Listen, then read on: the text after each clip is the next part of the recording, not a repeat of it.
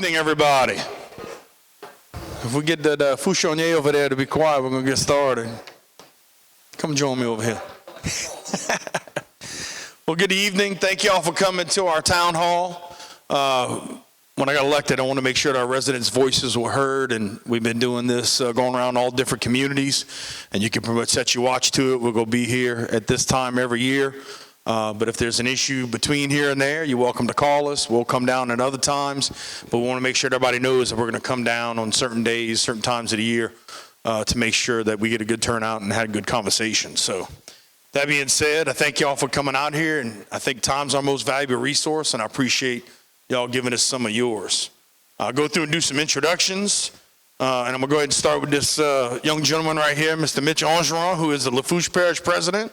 I want to thank him for coming out. We had a few residents ask about having the Lafourche Parish President here, and there he is. So if you hadn't met him yet or not, he is here. We're going to have a little open conversation here once we get started, but I want to thank him for showing up and helping us out.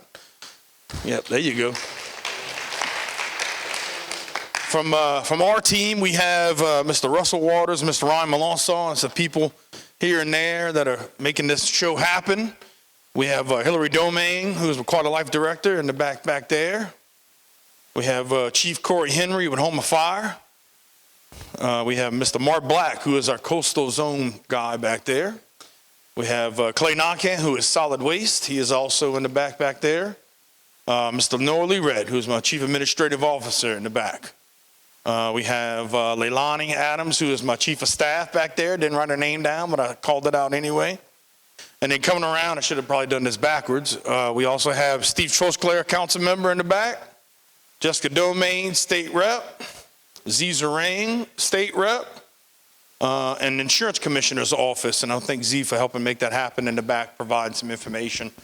And so, I always say every time we have a presentation, we can do that, or we could jump straight into questions. So I'm down for either one. I know we got Mitch here. If y'all have any questions, I know we had some concerns we've already talked about with the fact of the Council on Aging and making sure that the residents are taken care of no matter where you're at.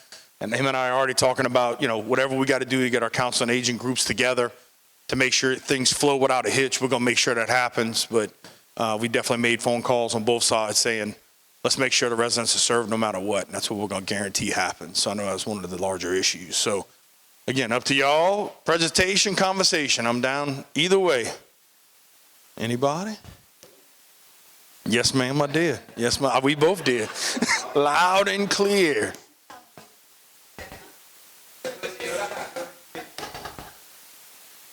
So any certain questions y'all have for either one of us that y'all want to talk about real quick, or we can go into, yes, sir. Both parish presidents. For Pointe-Aux-Chenes, because it's the dividing line between Lafourche and Terrebonne Parish, and it's in bad need of cleaning and dredging, and it don't seem like anything's being done about it.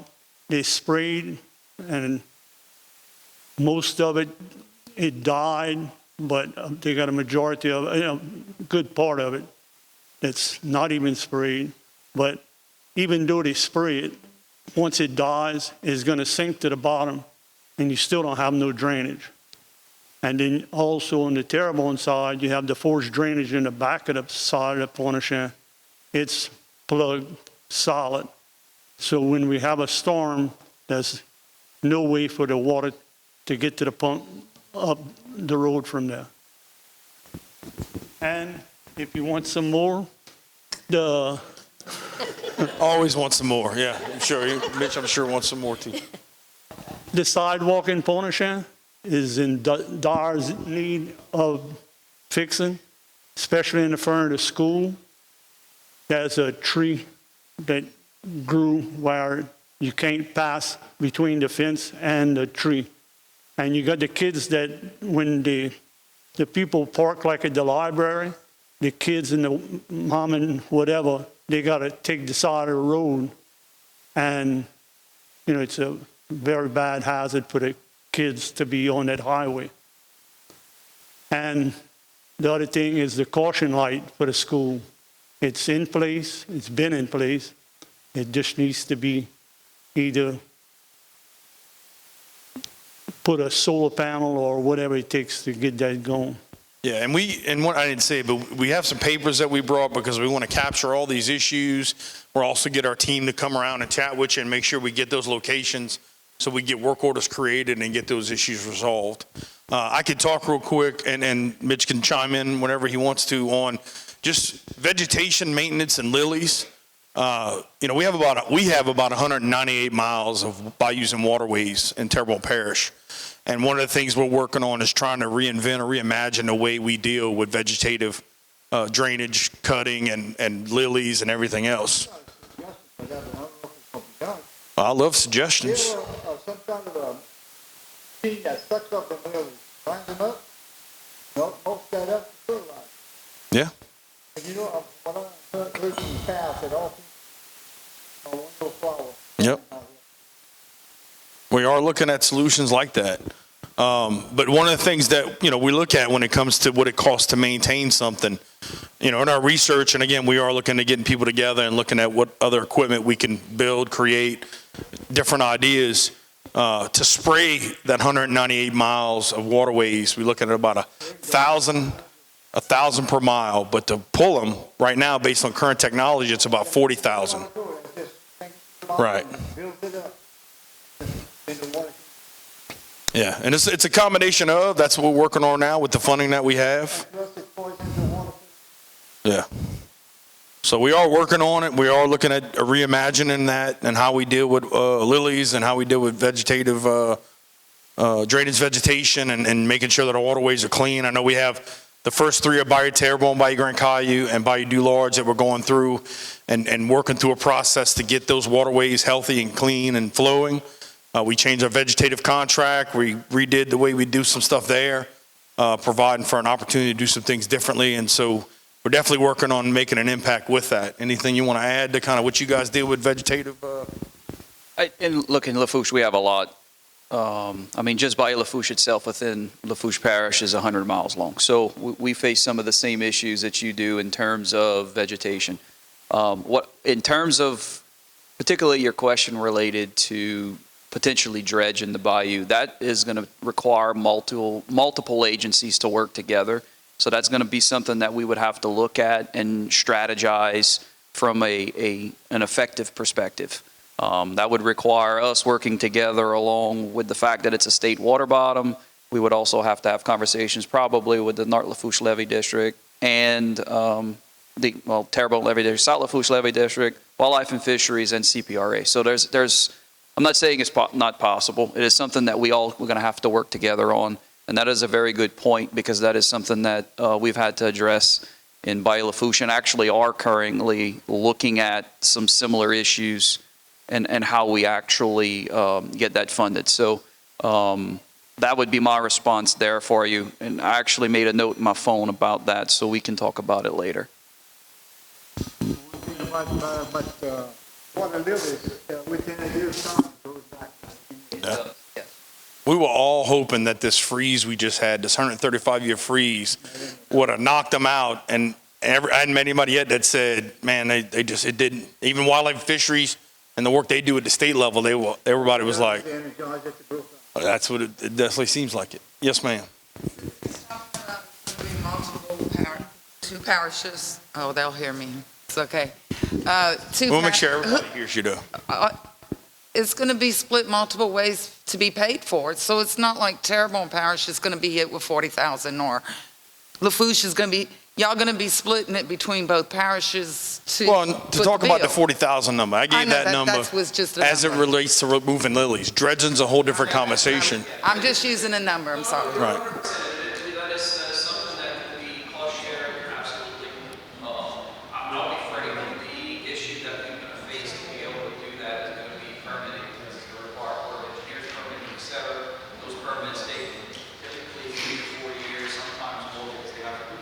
The ball's got to get started sometime. No, agreed. And I think that's a good point for us to take back and start having conversations with not only just between him and I, but also with our state representatives and the state associations to make sure that we actually put it on the radar screen.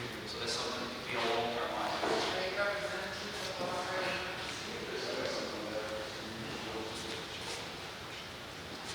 All All right, so we've been working really hard to strengthen our relationship with wildlife and fisheries because they are, in fact, the stewards of lilies in state water bottoms. So we established a couple meetings, talked to them throughout the past year, and then 2 weeks ago, we had a demonstration for a lily removal, where we've got a company out there because they don't have anybody that they contract with to remove lilies, just spray. So they were very interested in what we do. We brought him out there, we showed him the equipment, he liked it, we told him how much it cost, and he said, man, I didn't have an option this cheap to do this kind of work.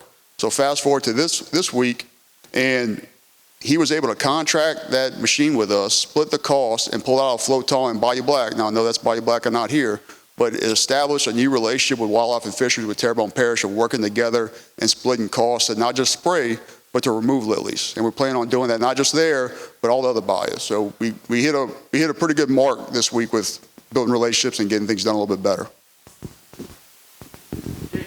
What about that company that was looking at repurposing water lilies, taking them out? That's actually on my slide presentation to talk about. They did a trial period of taking lilies and trying to convert it to where it started. It was going to be potted plant holders, then it was OSB board. Now they're looking at horse bedding. They are working on investments. They're trying to actually develop a piece of machinery that helps pick up lilies for what they need. So we're actually having conversations all together that says not only pick up lilies like they need, but also harvest lilies to grind up and use as fertilizer. I mean, everything's on the table as opportunities. We're going to bring every organization, company, other entities like other parishes together and say, we're all fighting this issue. Right now, our numbers are at 1,000 per mile to spray, 40,000 per mile to remove. And we got to work on getting those numbers down and making it more affordable. Right. Yes. So we are, look, I can tell you, them, St. Bernard, St. Charles Parish, like everybody we talk to is all dealing with this same issue.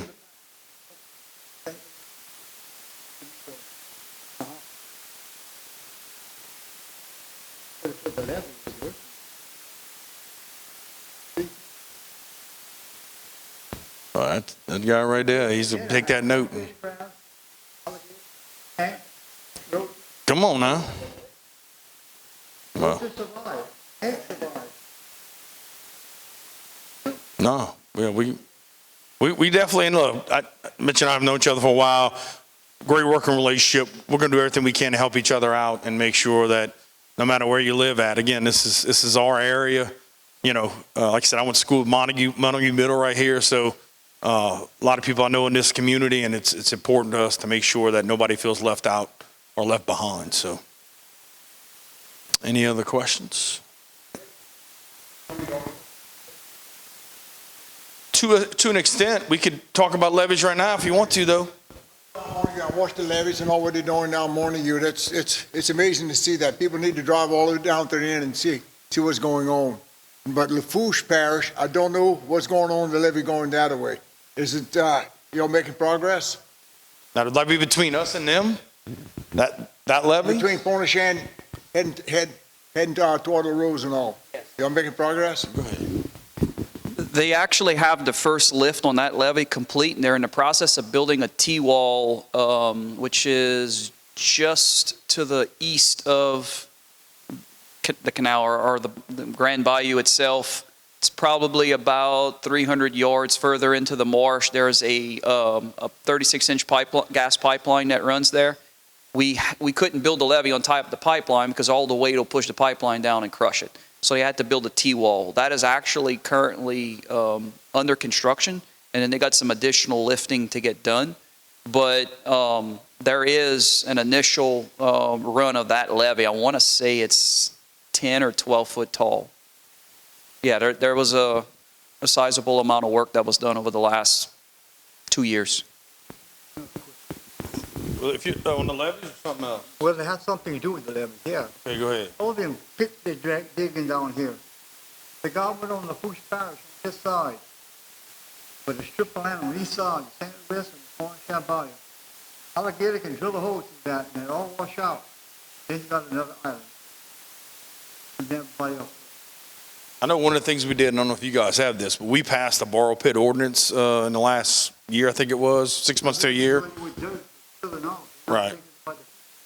And that's some of the stuff we put in place to help make sure that it's so many feet from a property line and a house and everything else. So I don't know if you guys have that or not.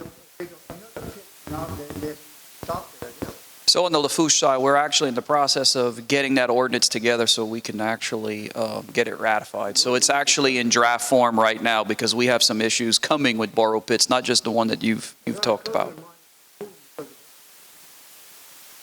Yeah, that's not something that we want in Lafourche Parish either. And just kind of talking about the levees real quick. Oh, go ahead.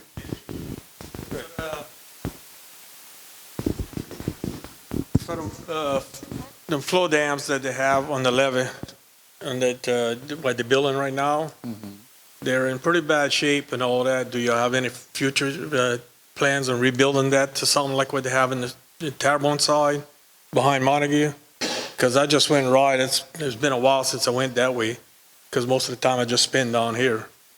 And they got that cement tops where people, wildlife and the levee board could pass on top of it, check things out. But right here, the trucks are passing, but there's not a wide area for the footing or anything like that. Do you have any plans on fixing that? There are some plans, and what phase that is, I don't know, but I can find out. Okay. So what I was going to mention, so right now, when I look at, what's between us, our goal with both parishes is to get that to 15 foot, right? And so we're working on getting that done. The other cool thing is, and I know there was a lot of conversations about the Mid-Barrier Terrace Sediment Diversion Project. With that being canceled, there's a lot of funding that's going to be put into some land bridges that are going to be built from, you're looking at Lost Lake all the way to Plaquemine, where that's going to be our first, I say our first line of defense, but you can have Berry Island, you can have a land bridge, then you can have the levees. So with all those projects getting kicked off and working, it's going to offer a lot more protection than what we've had in the past, with this area between here and Lafourche being one of the weakest areas and one of the most vulnerable areas in the state, most land loss. So we're definitely doing everything we can to work together and make sure we get everything up to that 15. And I think it's important to talk about, at 18 in Lafourche, with the system they have is different than a 15 kind of in between and everything in South Terrebonne, because if the water comes over, we got room. If the water goes over where they're at, it's right in the backyard. So a 15 here is really equivalent to the 18 like they have, and the debris line was at 18 foot for Ida. So thank goodness for that, with the work they did. But yeah, definitely all of us working together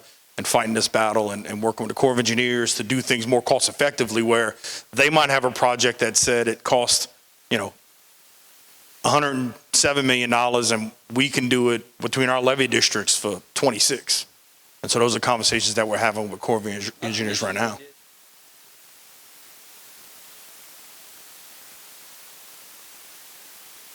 Yeah.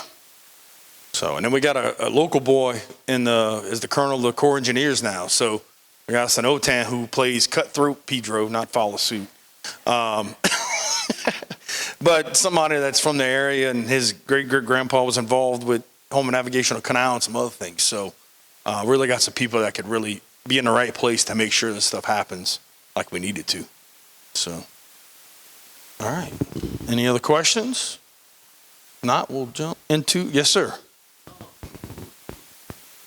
It's kind of a little off the subject of levies, but, okay, we came here tonight, we represent Rebuilding Together New Orleans, and we can get grant money to help people post-Ida that, and I'm a local contractor, I work independently as well with them, where we can get grant money like for roofing, fortified roofing. I'm sure there's someone with the state, with LDI, they offer a $10,000 grant, there's a federal $15,000 grant, and also they have access to funds to help people, wheelchair ramps, stairs, interior work. So, yeah, with Lee, yeah. And I'm also an independent. And so, I'm going to leave some cards. If anyone's interested or knows anyone needing any help, I can guide them in the right direction. All right? Thank you for sharing. Yeah, Lee's somebody that when I have an unmet need, I send it to Lee going, hey, can you help this family out? I know they deal a lot with elderly. And so I think it's rebuilding. Bayou region, yeah. I can't remember if it was Houma or Bayou region, but no, it's great work that y'all do, and I've seen him get involved in so many projects. So thank y'all for being here and sharing, so. Actually, your information with our community action permitting department. Buddy. Big need, yes, 100%. 4 years after the storm, we're all still recovering, so.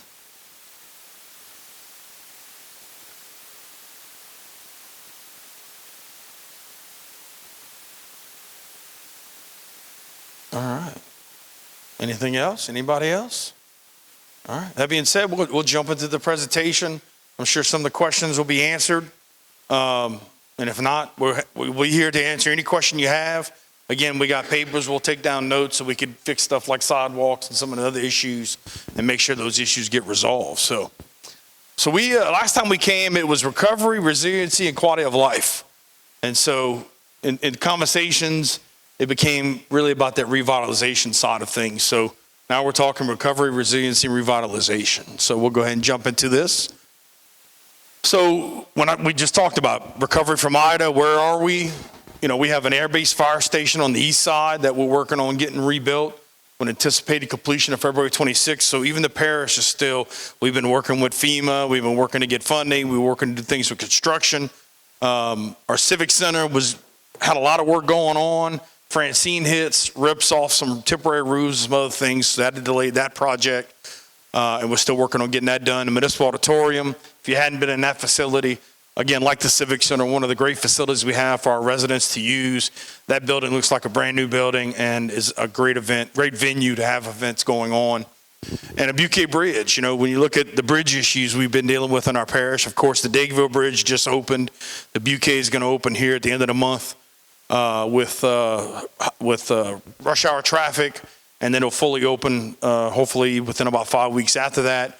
The Bayou Blue Pontoon Bridge should be mid-October now. So we're working on getting these bridges resolved. This is one that was damaged by Ida. We had boats hit it, and we had the roof ripped off that damaged all the electricals. Everything but the frame and the approaches will be changed. And so that's work that's being done with a local contractor, and that'll be done third quarter of 2026. And so just sharing, again, the work that we're continuing to do, and I'll talk a little bit more about it in our upcoming slide here. About the power plant. We just got awarded the second obligation of our power plant, which is $171 million obligated from FEMA. I think it's important to note that of that 171, we have to match it with a $22 million deductible, and we have to have a $14 million match the parish has to cover, because in most, if not all cases with FEMA, it's going to be similar to like a 90-10 match with anything. So even though we only had $65 million worth of insurance, and the power plant alone is $171 million, the Buquet Bridge that we're working on is a $10 million project. We have to come up with matches and bring money to the table, even though we're getting that funding. And so when you look at the fact that, we couldn't do an ounce of work till that's done. And you say, well, why does the power plant matter to a community like Pointe-Aux-Chenes? We have three major things that operate off that power plant. We have the hospital, we have a water plant, and we have the airport. So when you're looking at the situation of a disaster or of anything that might be going on, or things that are just normally everyday operations, that's why it's so important that we have a power plant. And of that 80 megawatts that power plant provides, it really makes up, it's part of a 200 megawatt pocket from New Orleans to Morgan City. And if in the event that our one feeder line that comes from Energy is taken out, that power plant would support those facilities. Right now, we have temporary generators.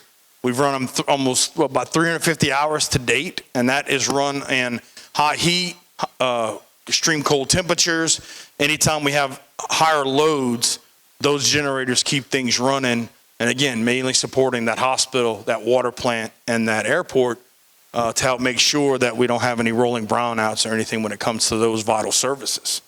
And so we had 847 system-wide issues as far as things that were broken post-Ida.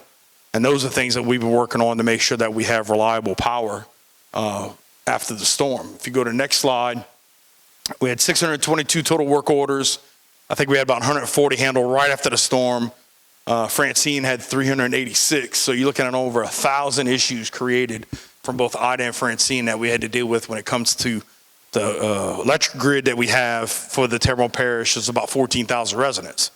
But again, why is that important? Because if you need to go to hospital, that power plant's going to make sure that hospital's up and running with power, along with that airport and that water plant. And so, again, we're probably looking at about a 3 to 4 year project on getting that power plant built back up.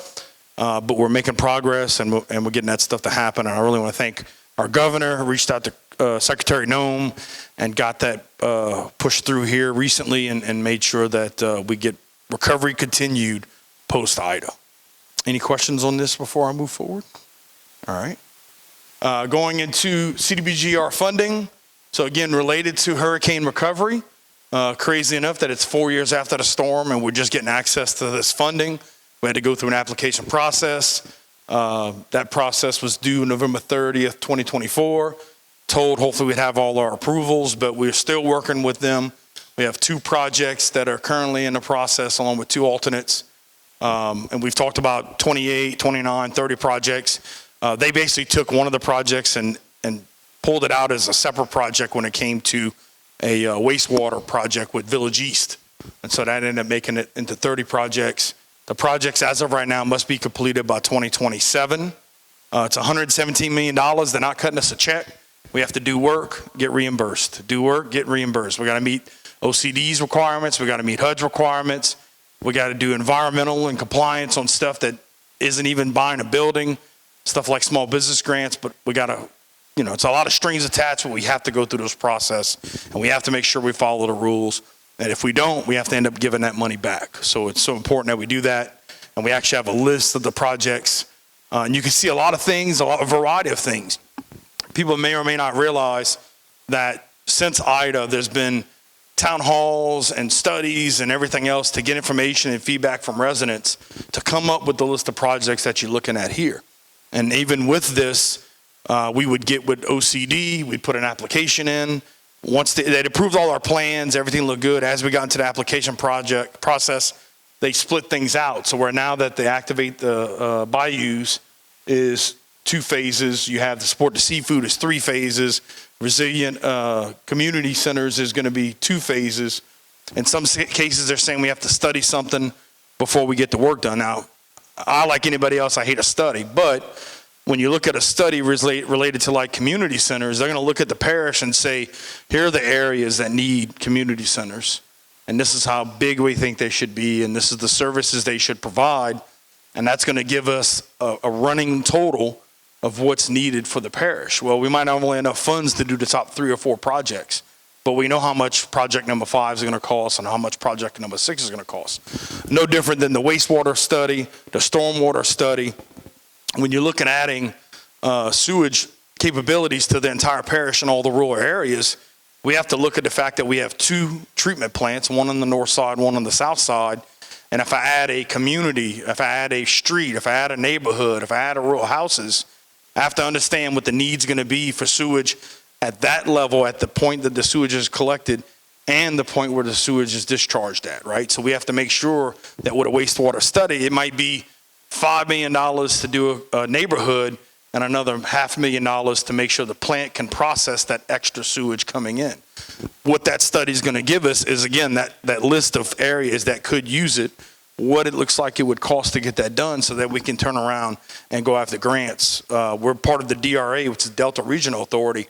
For some reason, only 3 parishes were left out of that as an opportunity for funding when it came to water and sewage. We're able to get a part of that now. And we worked, actually they called it an act of Congress. It really was an act of Congress to get that done. But now that's another bucket of money that we have an opportunity to get to, that the wastewater's plan is going to help us identify what the funding requirements are and then go after funding for that. So, I mean, you can see we have pumps, we have things around skilling. We have this, again, to support the seafood industry. Activate the bayou, like I talked about a little bit before. That's going to be dredging, cleaning some waterways, getting rid of some debris and some vegetation, housing human services location, which is going to be something that helps us when it comes to sheltering during events. Small business grants, one that recently got approved, which is actually helping businesses that were affected with the storm. And of course, all this has to have a low to moderate income requirement. It's a certain percentage that you have to cover for low to moderate income residents and businesses to make sure that it meets all the HUD requirements. And so, again, a lot of opportunity. I think this is a shot in the arm that we need as a community, even though it is 4 years after the storm. And we're working to make sure that when we put out these applications for these programs, that the money gets to the people that deserve it and need it. And that's where I feel like we can make the biggest impact once we work through everything as far as the state level and HUD. Any questions on this? Any comments?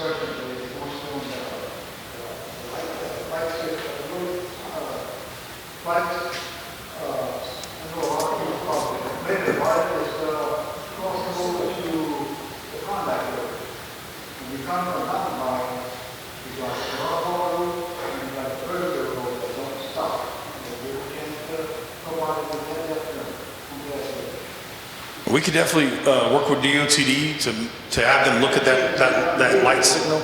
Because when that bridge was being built for that, it caused a big problem here. Yeah. And I'll be honest with you, I'm outside of that. I mean, yeah, I got all the race that years. I couldn't go shit. I couldn't get the long, the river. Well, we'll definitely bring that up to DOTD and make sure that's on their list for them to check that kind of stuff out. Look, we've seen that, lights get adjusted. We're dealing with this with the Dularge Bridge being out and working with DOTD to adjust lights to make sure the traffic flows as good as possible. And the next thing you know, you get a power outage and it resets everything and they got to go back out and program that stuff. So, yeah. We can make sure that's on the list for them to take a look at and make sure that that light is functioning like it needs to. So we definitely make sure that's on our list. Any questions as far as CDBGDR and the post-hurricane recovery funding? Okay. And we are going to have a website coming out that's going to be public facing that gives a status of all the projects, and you can see what area it serves and what part of the project the process is in. So the next area for us to get funds, and this works with our reps and our senators, is capital outlay projects. You can see that these go as an order from, in some situations, oldest and also partially funded.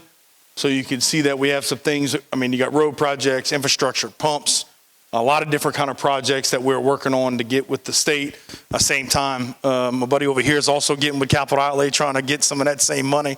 So we look competitive stuff on that. But, we get together, our council members, we get together, our representatives and senators, we talk to our directors, and we collect to make sure, what are the projects that we feel like are the most important to our region? And let's make sure we go after funding at the state level where other areas, and sometimes we'll take a project and go after 3 or 4 different sets of funding and maybe partially funded here, a little bit funded there, and then we're able to maybe do some local matches or some other things. And so just looking across the parish, many projects and things that we're working towards, making sure that our residents' needs are handled and taken care of. So we're getting ready to get this list turned in here shortly for November 30th is when it's due, to make sure that this list is up to date, and we're going to be meeting with all our parties to make sure we're all on the same page and we're working together. And then we do have conversations parish to parish and as a region and saying, hey, we're working on this. What are you guys working on? We've been having that conversation from a coastal protection level for at least, I would say at least a decade or two now. So we're going to definitely continue those conversations. Any questions on capital outlay? All right. Housing crisis, I do think it's important to still talk about this. When you look at the fact that right now we show about an 800 unit shortage of affordable housing. And right now we have these 3 projects, 90, 40, and 120, that you're looking at probably within the next 18 months or so to 2 years to be able to get these properties online. We had another project that was up here that is trying to get funding still, so we don't have that one on there. But there are things going on, like the Terrebonne Council on Aging has increased their vouchers from 25 to 75 for seniors to get vouchers for affordable senior housing. And so definitely a battle that's going on and something we're working on every day. We're also working with South Central Planning to take adjudicated properties where they can build some spec erector set houses, we call them, that allow for ultimate protection, some potential cost savings when it comes to insurance, when it comes to how these things being built to fortified, what you talked about earlier, where you actually have a fortified roof or a fortified gold home where everything ties into the foundation. But again, just different things that are being worked on to make sure that we address the housing crisis that we have in Terrebonne Parish. Yes, sir. Why is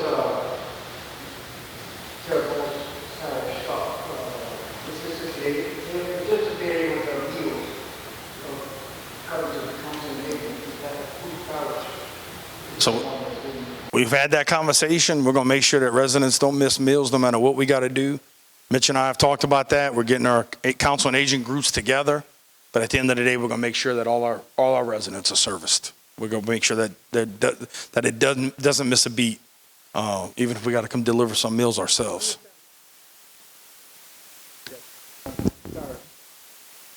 So they hadn't stopped doing it. I did confirm they hadn't stopped. There was conversations about it. They hadn't stopped servicing anybody. If anybody doesn't get a meal that shows up, I want to know personally, because I've been guaranteed that that's not going to stop and that they're going to continue to service, and we're going to figure out all the other stuff on the back end. What's that?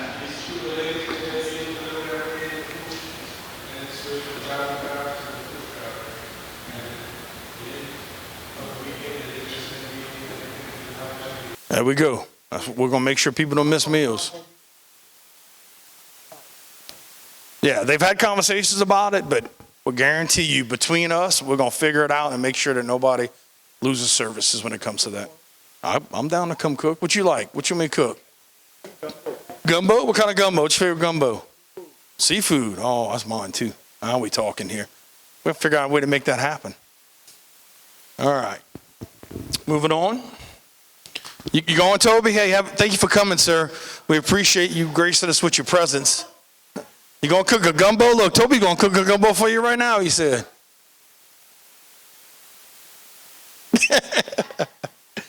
So look, we talk about rebuilding, recovery, a lot of stuff that's been frustrating and tough for our residents.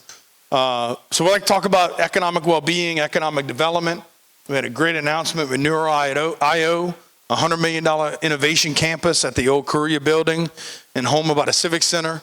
We got some expansion going on with West Side Boulevard and Martin Luther King. If you're at the intersection of Martin Luther King and West Side Boulevard, you can see there's a side that doesn't have much development. It's been due to the lack of utilities. So TITA and EDA came in and helped get a grant that's going to allow for us to put some utilities in place and foster some development there. The parish bought the Whitney Bank building at the end of 23. And so that's expanded some foot traffic downtown with the DA's office and the police department moving into the courthouse. We have the Fletcher workforce, that building that's been completed, and the nursing building that they're currently working on right now. So again, you're seeing organizations put money into workforce and skilling and making sure that our residents have the tools they need to have higher paying jobs. Cynthia, Louisiana, that Steve had talked about earlier, they'd basically started a pilot project. They're working on a collection boat right now, and they're working on purchasing the property that they're currently leasing. They've been raising some funds. So it's all about, with them, their seasons, and so they try to do things in the off season. And that's the stuff they're working on right now, is the collection boat, which we have guaranteed them that somebody down here can get that fixed and built better than anybody else. We're definitely trying to use local resources to build innovative boats and vessels and everything else that we do so well down here. We have a health unit, which I know health units have a negative connotation. We're talking about that being the health unit at the Community Outreach Center and working with, thank you for coming back, sir. Appreciate you. I don't know gumbo. So we have bids that should be in by the end of 25 with a 1-year construction time. And then we're actually working on the American Legion, making that a veterans hub for veteran services. Interior renovation is the next phase, and the bid should be in by the end of 25 with a 6 to 9 month construction time. So again, a lot of things going on that help provide resources and opportunities to our residents. Any questions on this before I move forward? All right. What we got next, sir? I like to throw this up just to get everybody an understanding. Permits definitely take longer than they used to. I think at one point it might have been 2 to 3 days. You know, you look at, we were right around 3,000 permits a year up until Ida. That almost got to 8,000. We've kind of settled back in around 5 and then kind of jumped up to about 5,500 is what we're on track of now. You know, it's about 2 to 3 weeks, but we are working with doing some things differently or better when it comes to our permits department. We actually just made an adjustment to put our gas utilities people and our permits people together that make the process for applying for a permit for a gas generator. We've had a lot of issues. That's running a lot smoother than it used to be. So just working again, making changes to make sure that government is not a hindrance, that government is not in the way, that we try to make sure that people have assistance and help when they need it. Next. Insurance reform. So we've talked a little bit about levies. The parish presidents met with Mark Cooper, who is on President Trump's task force only guy from Louisiana in that. We brought all the issues that we dealt with as far as, post-recovery, the fact that it took us 4 years to get funding for a power plant, just working through all the issues with risk rating 2.0 and all the things that need to be improved upon with FEMA. We've been collaborating with the Insurance Commissioner, Tim Temple, closely monitoring the legislative sessions. I know we have a couple legislators here that passed, I think it was 26 bills last year, more bills this year. There's been some rate reduction conversations. But every day we're having a conversation, just trying to make sure that the insurance companies know, again, the things that we're doing, like fortified roofs and everything else, that makes a difference. One of the things that people may think it's a little bit of oversight with government, but when we talk about getting permits for roofs after storms, when we get those permits and they come to us after and they say, what percentage of residents have new roofs now? That's actually data that can be used with insurance companies that say 80% of the homes in Terrebonne Parish or Lafourche Parish have new roofs now. That's something that could help us maybe get some discounts down the road. So every time we have data like that, it helps us get the information to the people that we need to. I had the opportunity last past Friday to meet with Tim Temple and some London reinsurers to show them the investments that we're making. The conversation around, right here in Montague, where the water was right up to the levee. We showed them the pictures. The fact that Terrebonne Parish residents have taxed themselves to build a system between $1.1 and $1.2 billion. But just for Francine alone, we saved FEMA $1.7 billion. Right? That shows how we invest $1 in our coastal restoration and protection, that it saves the government money, which allowed for some revenue sharing changes to happen at the federal level, which is going to allow for more money to go into coastal projects. But being in the conversation that says we can show how we're investing money and we're getting a return on that investment. We can see the difference between Ida and Francine with less roofs lost and less poles down and everything that we're doing to harden our infrastructure. But it's time for these companies to give us credit for the work that we've done. And they're going to come down to Terrebonne. They're going to walk on our levees. They're going to look at what we're doing. But again, just in the conversation around fortified roofs and everything that comes with fortified homes and what opportunities that has to save on insurance premiums also, those are all conversations that we're fortunate enough to be a part of. And that's where, we get involved as far as certain things that the parish can do, certain things that the state can do. We've sued FEMA. We're working on trying to get, data to FEMA so that they have recent information about what floodgates and levees and pumps that we have, and not having to spend a bunch of money at the parish level to get that data implemented and recognized. So that's what I think you're going to see as far as reform with FEMA and opportunities to adjust some of the things that happen with the misfortune of risk rating 2.0. One of the common misconceptions with FEMA is that the closer you are to water, the more you're likely you are to flood. That's not like that in our area because of the fact that that's where the higher land is. And so just getting to understand simple things like that, and also the fact that the latest data they have is from 2018. And we've done a lot of work. I've told them we've done 2 to 3 times the work in the last 5 years than we did in the previous 10. So trying to convince FEMA to go, instead of doing these maps every 10 years, y'all need to do the maps every 5. Because if we want to do anything, and of course Lafourche and Terrebonne is in 2 different spots. We've accepted our flood maps. They're working on accepting their flood maps.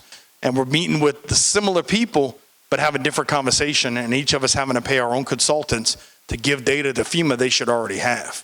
And so those are the fights that we're fighting to make sure that, hey, from a meeting with Mark Koopa and the FEMA task force, this needs to change because that's money that we can't use on roads and bridges and all the other maintenance stuff that we need to do. Because I would say in the number I've seen between us, St. Charles, I think we're somewhere around $5 million of all of us trying to get data to FEMA to say, hey, your data's wrong. Here's what it is, and this area shouldn't be a flood zone. Yes, ma'am. Just to kind of piggyback on that, Liz Morella, our Attorney General, we have sued FEMA. And so they're actually going to court in November to hear all of that information. And so that is moving forward. I'm sure everybody can hear me. I'm very, very loud. So that is moving forward as far as the parish president said. Anything with the federal government takes a very, very long time. But just know the state is fighting for you guys. And so Liz Morell, they're scheduled, and Z may know this a little better than I do, but it's scheduled for November for them to go. And basically it's called exploration. And so you go and you put all your your case out, you put all your facts out, and so they'll be doing that. And so we should have a little bit more information to be able to provide to the community after that happens. Yes, thank you for adding that. So, any questions on flood insurance or anything along those lines? Like to talk about fortified roofs. Every so often, they have a lottery to help people get fortified roofs. So, definitely be on the lookout for the information. We're sharing that at the parish level to make sure people know when those applications and all are coming out and are due. Any opportunity anybody can do to get a fortified roof or do anything you can further than that to make your home either fortified silver or fortified bronze, silver, or gold. Every step you take with that allows for better cost savings and better protection for your home. I know I saw some videos with fortified roofs on Friday. I told them we need to show this to our residents.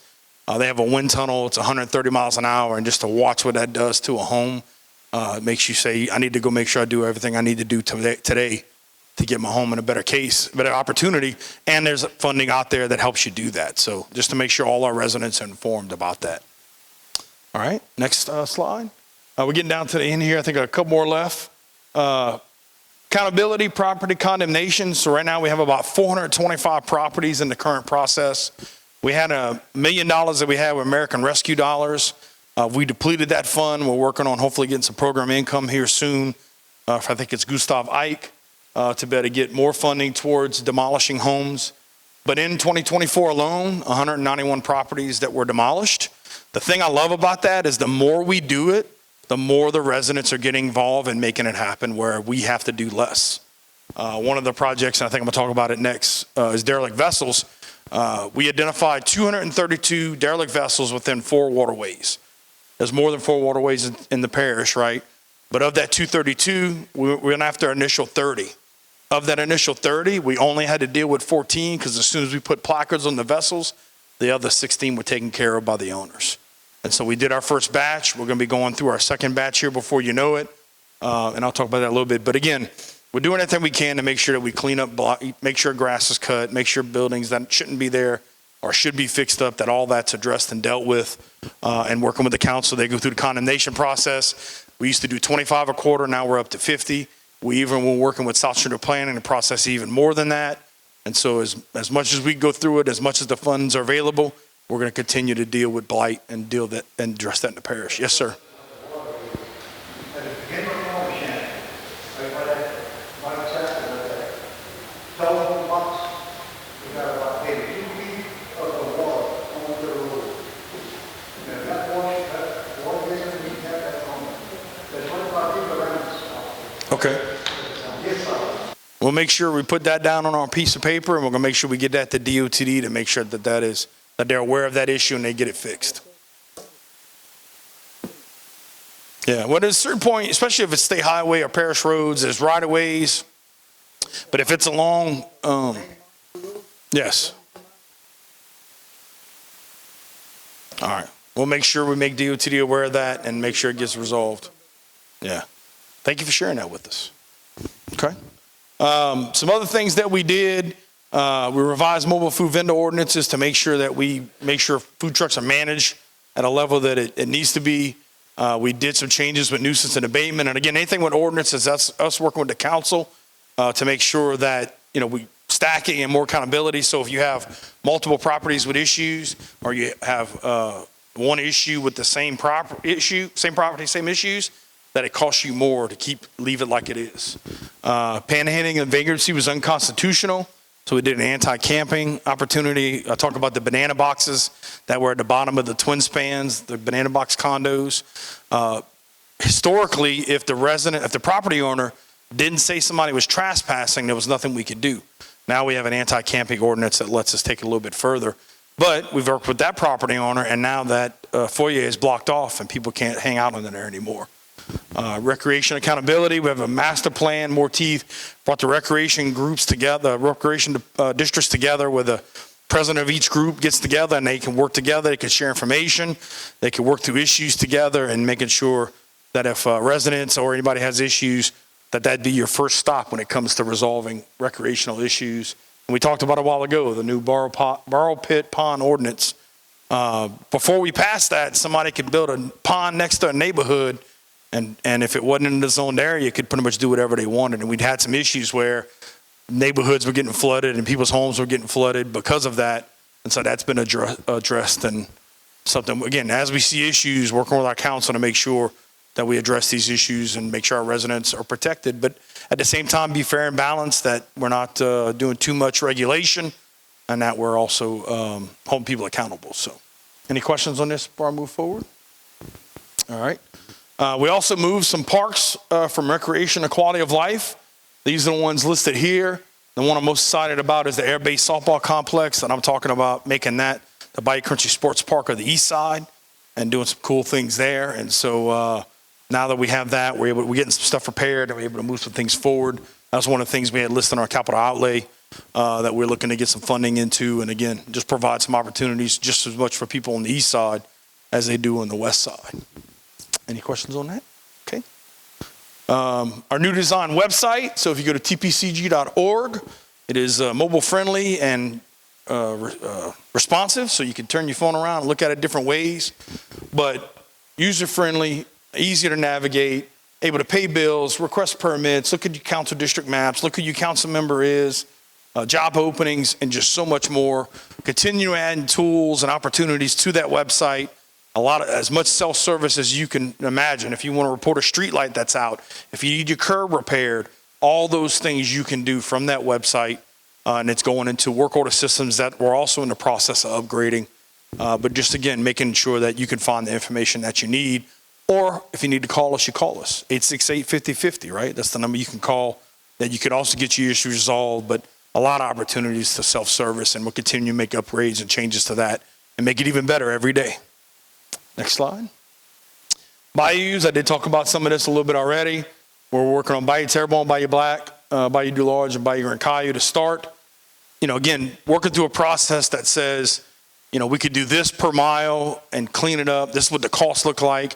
And then taking that same concept and applying it to the rest of our waterways. And then as we go, just continue to push out on waterways and get that done. I talked about the derelict vessel removal, and we're working on our second phase of that. And the revival campaign, trash mitigation, just things that we can do during Mardi Gras to make sure less trash ends up in the waterways. But we put some berms out, and I think we collected about 33 bags of trash, correct me if I'm wrong, from Mardi Gras that stopped from going into the intercoastal, right? So we're doing things that try to stop from getting to Bayou Terrebonne. If it gets to Bayou Terrebonne, stop it from getting in the intercoastal. But we did increased litter signage. You see a lot of signs on bridges as you go around. And just making sure that, again, like we talked about our 5 major waterways, that those are healthy, they're maintained, that they don't have debris, that they don't have heavy vegetation in, that they're not too silted. And we're going to work to continue to work on that and make that better every day. Good? Okay. Thought you had a question. You was ready. Okay. I love to share the work that we have going on with LADOTD. Look, we've been dealing with bridges, we've been dealing with roads, but the thing I like to say right now is that over the next year and a half, DOTD is going to spend between 20 and 25 million on projects in Terrebonne Parish, right? If they didn't do that, we'd have to find the money to do it. The governor, the legislative body has made some changes to how all that works and runs, and I feel like we're already seeing the effects of that. When you look at the fact that we just talk about from the north, the south, and parish-wide, things that are going on and being worked on, and there's a lot of projects, again, you were talking about to Burglar Rose Highway. I know that they're coming down and resurfacing all that, coming down this way. Right. They're working their way down to get to all the roads, and they got some stuff that's going to be let sooner rather than later. And then once that's done, they're going to continue to move down. Right. So,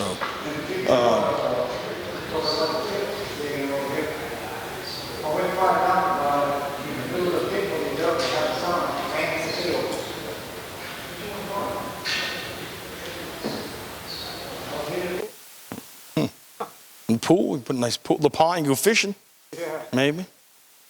But yeah, so again, DOTD, I think, when you look at the work that's being done, whenever there's progress, there is pain. And I know it's frustrating with things that are being closed and open right now, but the work needs to get done. Our roads need to be in better shape. And I think moving forward, DOTD is going to be more proactive, more successful. And we're definitely working together to make sure they have everything they need. And areas that we can step in and cut grass, we're doing that and helping them, because the same people that cut grass are the same people that fix potholes for DOTD. So sometimes they have to stop one to go to the other. And we are having conversations about us and Lafourche being our own district with DOTD, which I think is a very good opportunity of happening. They do. They do, but only get to so many cycles a year. And if they get pulled off and put on road projects, that's some of the things that DOTD is dealing with that they're working on getting better at. So, yes, ma'am.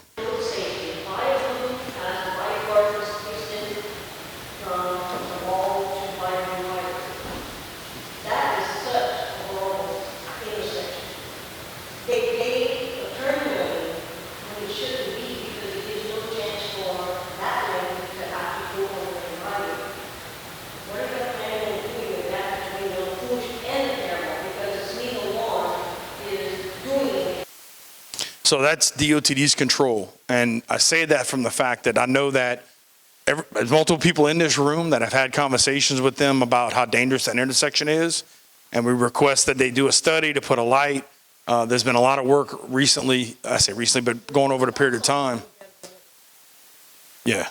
We're definitely having conversations with them about it. And I got a hard time when I put a stop sign at the Berg Bridge because their stop sign was way too far out, right? And sometimes we're able to do that, but that's something that definitely causes issues on their end. So we got to work together and we got to work with them. We have some, right. Yeah. Yeah, so we meet with DOTD quarterly. That's something else we're going to have another conversation with them about in October. Right. We feel your frustration. And again, I think some of the changes that are going on, and I know we're definitely just walking back in. We're talking about Bayou Blue and the intersection at Bayou Gardens. So trust me, that's where we talk about the opportunity that we can be our own district and have a little more say, again, working with our delegation to help make sure this is the most important thing that needs to get handled and worked on.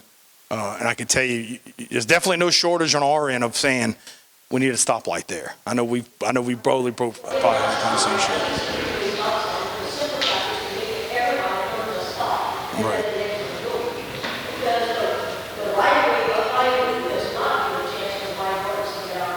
Right. That intersection has absolutely shown.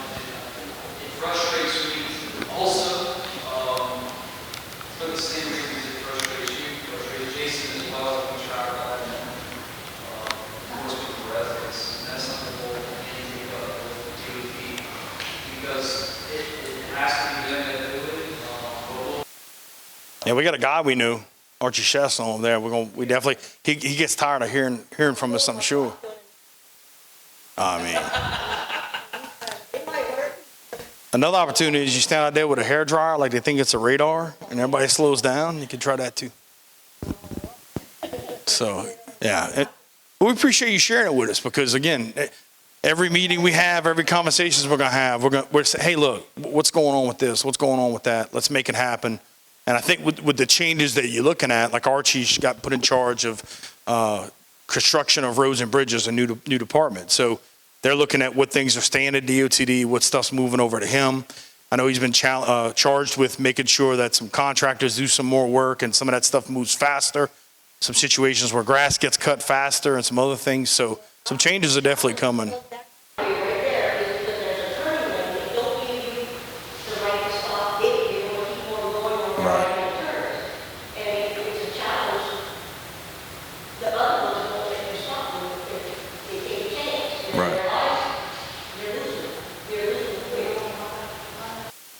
There's been a big battle we fight on with Martin Luther King where at one point they were talking about raising the speed limit, and then recently there's the conversation about being able to lower it. I've been talking to him before I got elected about trying to get a turn lane in there, and I think all that stuff's hopefully coming to fruition that DOTD's probably working on for the last 10 years. And so, yeah. And so as I understand, it's coming. And look, when you look at one of the things with the changes they made with DOTD, one of the things that Rep. Fontenot had been a part of committee and did a study, and they saw that with DOTD across the country, of the projects that were put out to bid, most of the other states were doing about 80% of the projects that they bid. Louisiana was only doing 23%. That's why you've seen the changes be made that had to happen at the legislative level with the cooperation of the governor. And again, new people being appointed to some new departments, because again, they've been fighting this battle for 30, 40 years. I think arguably between FEMA and DOT at state level, some of the most bureaucratic organizations in the country, right? So again, the changes, things have been in place. You know, you look at myself and the governor, we've been in office for a year and 8 months now, 9 months now. A lot of things have moved forward in a short amount of time with everybody working together, knowing we got to fix it, right? And even us parish to parish are all on the same page. We got to get this fixed, and we were going to do everything we can to help make sure everybody has the information they need and get some decisions made. So. They have like a circle term. You or other people return like they want. And when not yet, they got the same thing on that and everything so. And no trouble. Not my island over there. Up Penfield, it's like a breeze over there. Yep. You can go either way you want. Turn go that way, you get like a circle. And go into I think roundabouts are the thing that residents get aggravated about just as much as probably grass and roads. Like, we got just as many people love roundabouts as hate them. So we gotta figure out that balance.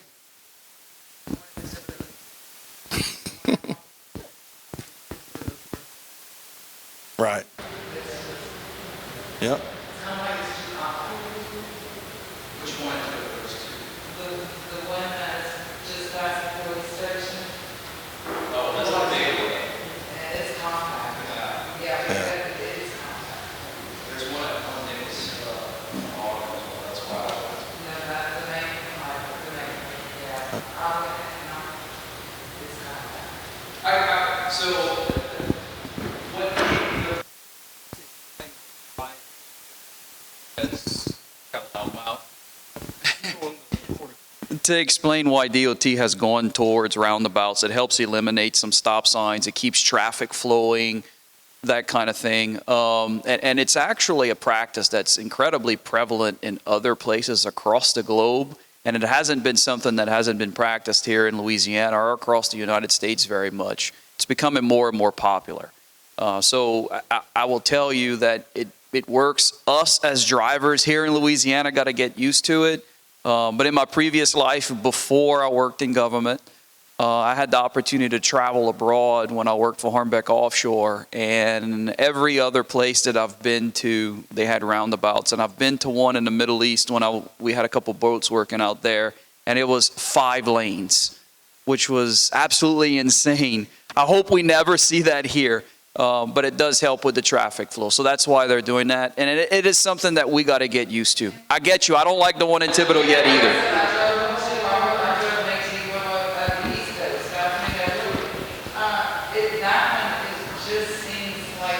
It's odd because you got the different roads coming on. It's the way that the exits and entrances, you don't have time. It's different.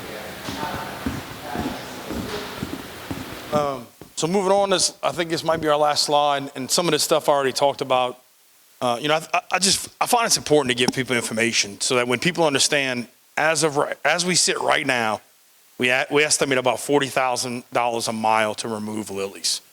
And so ways to get those numbers down, ways to help make sure, working with wildlife fisheries that, maybe if you spray in the spring and not wait till the summer with the way their budget falls, just doing some different things there. But we are looking at it. We're working on trying to, again, do vegetation differently and reinvent, working with all the companies saying, let's come up with some better ways to do this because all of our parishes are dealing with it. We did some striping projects on both Savannah and Hollywood. Again, those are, a lot of times we look at most traveled and REX and all those other stats that we look at where we got to apply some striping. We're able to do that.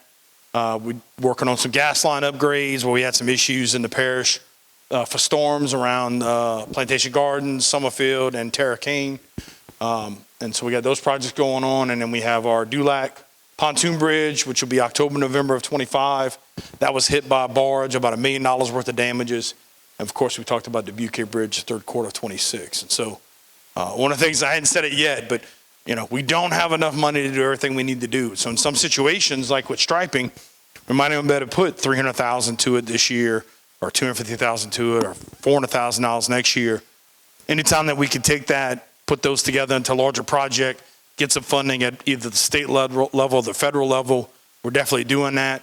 Partnering with other parishes with South Central Planning they bought a striping machine, and they're going to hopefully provide us a cost-effective alternative to striping, right? When you so much a mile and handling some emergency projects. So we're doing different things to help make sure that the grass is cut, the roads are fixed, bridges don't have issues, and working with, again, fellow parishes, working with our delegation of ways to just do some things and try some things that maybe have been done. And again, situations where we can give our employees skills and tools where they can do some of these jobs, and or work with contractors to get it done and augment that. So we're always looking at that. Yes, sir. Yep. Yeah, we are working with Levee District. Again, every group you can imagine, Coast Guard, Corps of Engineers, Levee District, of us working to make sure we're working together, that when we have a lot of trucks going on something, that we're working together to make sure that those roads are maintained and held up to the standards that we all need them to be. Because, it's good example was for the Dularge lift that they did right before Francine. They had 6,700 dump trucks go on Brady Road. So it really tore that road up, and really didn't pay for us to get anything fixed till they were done. And then Levee Districts were working to bring that road back up to standard. So we are having those conversations. Again, that's something I learned between all the parishes, that we're all dealing with some of those same things. As of right now, in conversations that we're having, they are. So, but it's a cost to all of us. We had the same issue, and we worked with the Levee Districts to go back and fix the road after they did it. And that's something you have, what we've learned, and it's because this levee work has really become a thing as of late. We got to get dirt in different places. Now we're seeing more and more damage to roads that we didn't see before in either parish. So now what we got to do is make sure that we're talking to our levee districts, we're working together, and that we make sure they understand they have an obligation to help us take care of that road, because but for that work, that road would be damaged. No, the land is so soft, it's going to give it. The land is so soft, it's going to give it. They need to go take over the rock truck. They have a hole so big over here by this car, but the truck ended up in the line, when he hit that bump, that hole, his truck went into the car. We'll make sure we know where that is, so we can. They just patched it, okay. Right.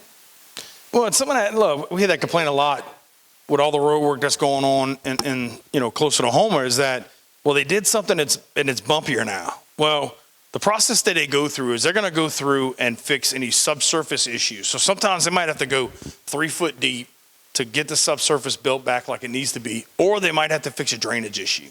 So that's what they do. They run through the miles of road they're working on, and they do that. And you got some bumps, and then that holds until you get all that done on both sides, and then you come back and they overlay it. So look, it does get bumpy for a little while, but it is a process that these people have been doing this for years, that know if they do it that way, it's more cost effective than fix, come back, overlay, fix, come back, overlay. So again, with progress is pain, and we just got to be patient and know that it's going to be better, and we'll have other issues that we have to address and deal with after that. So, well, that's my show, my song and dance. Here to answer any questions. That's when I'm going to say that. Will the moratorium be extended for new or existing RV parks? So as I understand right now, the moratorium's in place, and Steve, correct me if I'm wrong, I think he had actually passed it, until they get the new stuff in from South Central Planning, that the moratorium is holding till that. So And, it is not, okay. excuse me, I missed it. He said it's in place for 90 days. 90 days? Right. Okay. Can someone get a permit now for an RV on private property? So right now, you could get a permit if it's up to, if I'm not mistaken, 3 on a piece of property. Anything above 3, is where the moratorium is in place. Okay, above 3 moratorium. Thank you. No problem. All right, any other questions, comments, concerns?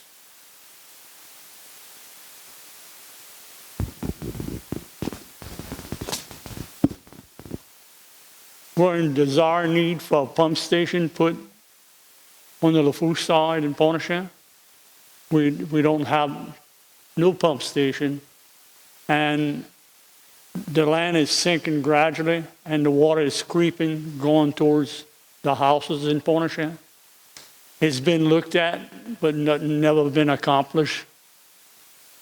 And there was 2 ways to do it, was to make a little levee on the St. Louis Canal, or put a levee on the tree line side along Pointe-Aux-Chenes and put a pump station on the inside.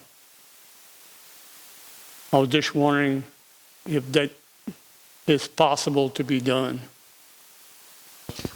Whether or not it's possible is something that I'm gonna have to look into.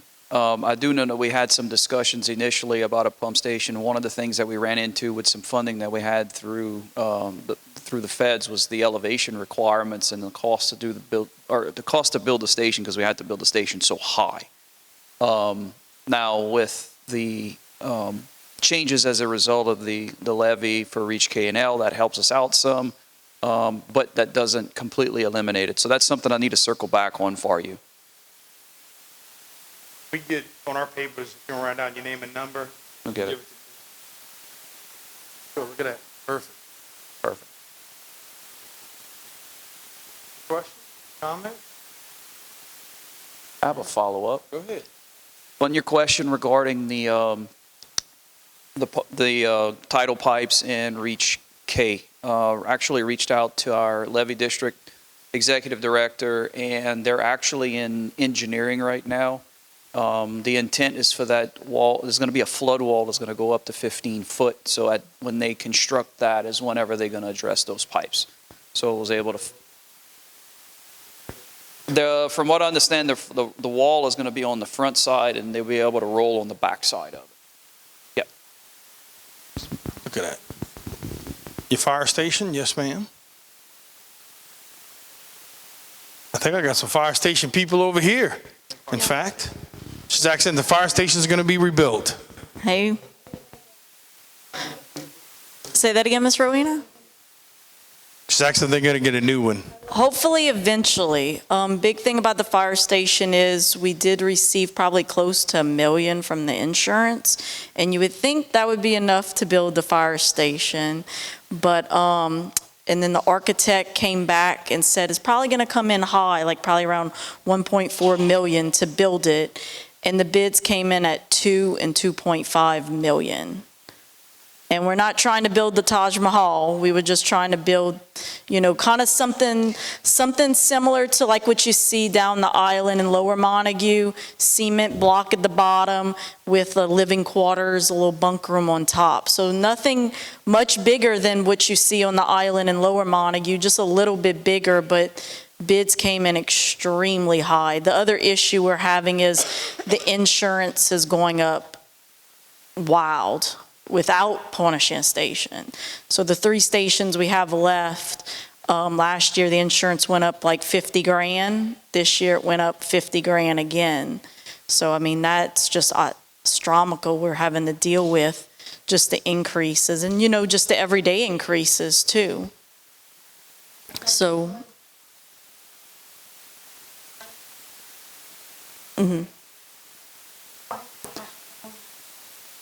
correct. And you're still in those road miles. So you're in the road miles. The insurance says that you should be within 7 road miles, and you are. We did get rated by property insurance, and our rating has stayed the same. So miraculously, all these things against us, we are doing our best to keep the same amount of manpower, the same things, and also less taxes too. The tax base, you know, has gone down.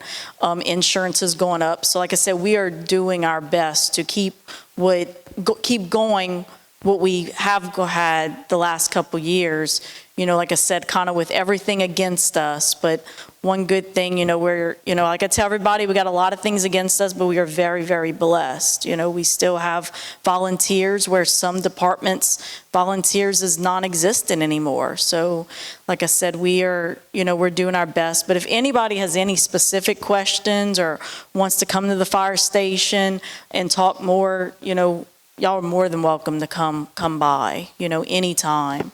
Same thing if y'all need smoke detectors, things like that, or any advice about fire safety, that's what we're here for. I know we'll be visiting, like the Council on Aging soon to just go over some things, but even if you, not a member there or something, you're more than welcome to come by. We have trainings, usually about once a week, same thing. If y'all want to come by or, come check us out, the door is always open for you guys. So, no problem. Thank y'all.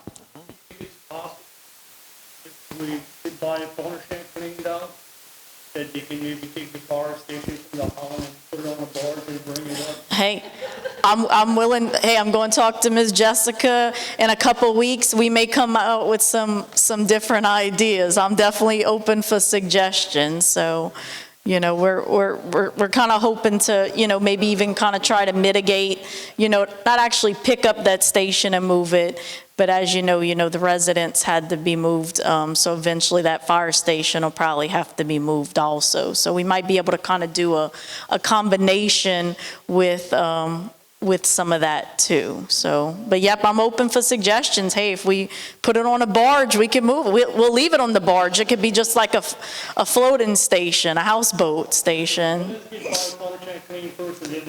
That we'll worry about that next meeting. Thank you. All right. Any other questions or anything? Well, I want to thank y'all for coming out. I think, again, like I said earlier, our time's the most valuable resources for you guys to be involved and come out here and let us hear your voices and help get some issues resolved. We really appreciate it. I want to thank Lafourche Parish President, Mr. Orgeron, for coming out and joining us today.